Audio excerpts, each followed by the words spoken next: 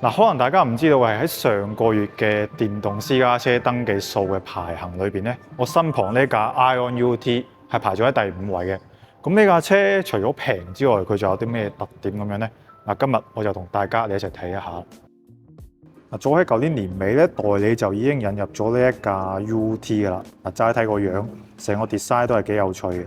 咁當然啦，今日我哋拍到嘅呢架展車，其實喺之前車展上面嘅嗰架改裝版嚟嘅，細節上面就會有更加多唔同嘅嘢啦。我自己就比較 buy 佢呢個四眼仔嘅霧燈設計，同個尾燈咧係前後呼應嘅喎。嗱，當然外形呢啲嘢就真係見仁見智，就留翻俾大家喺評論區嗰度慢慢講啦。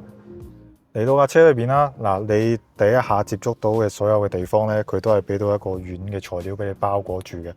咁俾人第一印象都係比較好。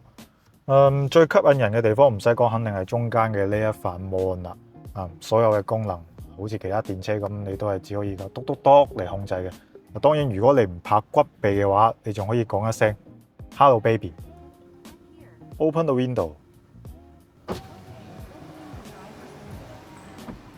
通過語音嚟控制翻呢個冷氣嘅開關啦、車窗開關啦等等諸如此類嘅一啲功能。嗱，講埋啲配置啦，好似 Apple CarPlay 啊嗰啲就有嘅，仲有啲 ACC 啊、前後碰撞預警啊、車道保持等等嘅一啲智能駕駛輔助功能咧，佢都俾到你嘅。可以講話市面上差唔多價位呢啲車都會有嘅一啲配備，都會出現喺呢架 ION UT 上面噶啦。嗱，睇翻啲資料，呢部 ION UT 嘅 wheelbase 有成2750mm 嘅，實際嘅 legroom 都幾闊落下，再加上佢嘅椅背係可以調角度嘅。對於我嚟講係比較容易揾到一個舒服嘅坐姿，而且佢仲有呢個後排出風口，有啲同級都冇㗎。睇埋架車嘅儲物空間啦，尾箱咧正常狀態有440 lit 左右，甲板下邊咧仲有一啲額外嘅空間。放平後排個椅背咧，仲可以擴展到1600。當然啦，唔單止個尾箱，成部車裏邊仲有好多儲物空間嘅，手物箱啦，中間仲有呢個帶住個網兜嘅儲物箱啦，容積都幾多嘅。手枕位仲有手枕位下邊都有好多地方擺嘢。官方話咧就有26個，大家就買翻去慢慢數啦。嚟到香港嘅呢個 ION UT 咧，全部都係前驅單摩打。204匹，210牛米，孭住一嚿60度嘅電池，支持 V2L， 快充充到80%電咧，就大概需要20分鐘左右咁樣啦。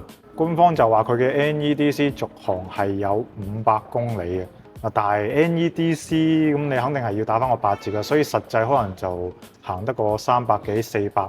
你話日常通下勤咁，其實都足夠有餘噶啦。底盤咯就係好標準嘅前麥花臣加後扭桿。之前喺大陸都有試揸過一下呢架車嘅，俾人感覺就係煙煙韌韌，幾得意下嘅。有機會再喺香港同大家試駕一下啦。